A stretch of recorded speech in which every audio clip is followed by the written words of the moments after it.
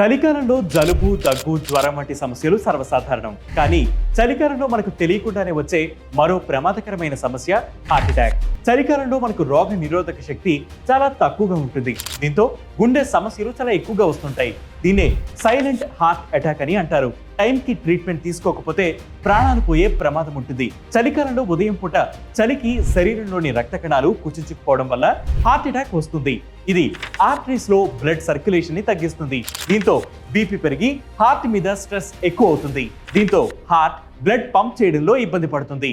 Morning నిద్ర లేవగానే అలసటగా అనిపించడం, ఛాతీలో అనీజీగా ఉండడం, చలిలో ఉన్నప్పుడు శ్వాస తీసుకోవడంలో ఇబ్బంది కలగడం హార్ట్ అటాక్ సిమ్టమ్స్. అలాగే నిద్ర లేవగానే తల తిరగడం, వికారం, చల్లని చెమటలు కూడా వస్తుంటాయి. ఇలాంటి సిమ్టమ్స్ తరచుగా కనిపిస్తే డాక్టర్ని సంప్రదించడం మంచిది. చలికాలంలో రోజు వేడివేడిగా ఏదైనా తినాలని అనిపిస్తూ ఉంటుంది. అలా అని జంక్ ఫుడ్స్ ఎక్కువగా తింటే బాడీలో కొలెస్ట్రాల్ లెవెల్స్ పెరిగి హార్ట్ అటాక్ వచ్చే ప్రమాదం ఉంటుంది. కాబట్టి జంక్ ఫుడ్స్ కి దూరంగా ఉండాలి.